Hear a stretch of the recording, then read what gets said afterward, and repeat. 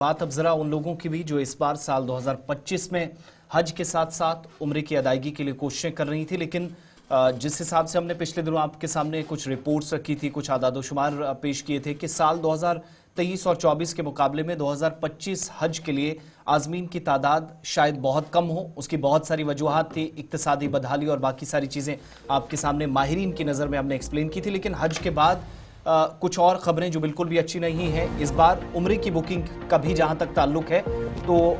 माजी के मुकाबले आदादोशुमार बताते हैं कि कश्मीर सूबे के अंदर और जम्मू सूबे में बुकिंग में काफ़ी कमी उम्रा के लिए भी देखी जा रही है। चलिए, माह रमज़ान में सबसे ज़्यादा बुकिंग्स देखी जाती थी और माहिरीन के मुताबिक और जो इस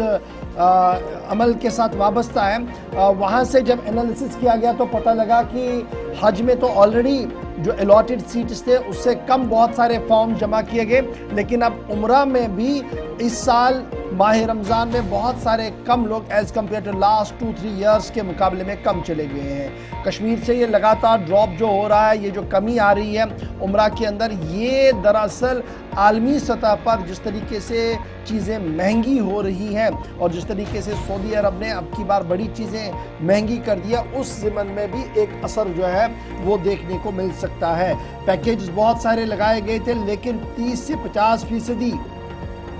पैकेज के जो लोग हैं वो बिल्कुल नहीं आ रहे हैं। और जिस तरीके से सऊदी हुकूमत ने अलॉटमेंट्स भी रमज़ान के दौरान की थी मुख्तलिफ रियासतों और मुख्तलिफ कम्यूनिटीज़ को, उसके मुकाबले में जम्मू कश्मीर से हाजी साहिबान या उम्रे पर जाने वाले लोगों का सिलसिला जो है वो हर गुजरते दिन के साथ कम हो रहा है। बुनियादी वजह सऊदी अरब के अंदर ये जो पूरा निज़ाम है थोड़ा महंगा कर दिया गया है, जिसका असर अब हर तरफ से यहाँ पर भी देखने को मिल रहा है। और ये जो कमी है ये 1-2% नहीं है, बल्कि माना जा रहा है कि 45 से 50% की कमी, यानी 50%। अगर लास्ट ईयर 1 लाख लोग गए थे तो आज समझ लीजिए सिर्फ 50,000 लोग ही गए हैं। और ये माना जा रहा है कि 2-3 फैक्टर्स, एक फैक्टर इसमें बुनियादी ये है कि हज उम्रा अब आहिस्ता आहिस्ता करके महंगा हो रहा है। दूसरा जो निज़ाम है, जो मईशत का निज़ाम है, जो इकोनॉमिक का निज़ाम जम्मू कश्मीर का है, वो हर दिन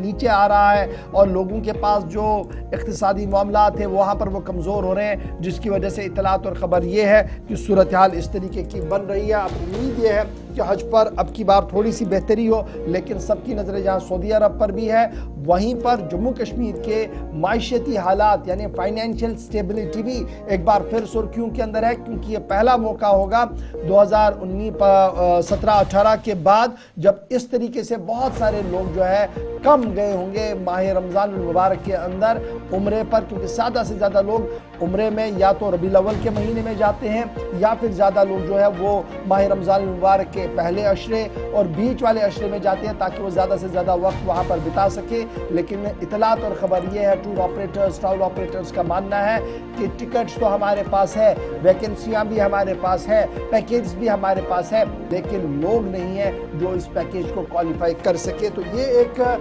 साइड है हमारी माइशत का भी और हमारी एक खबर जो हम आपके सामने रख रहे हैं।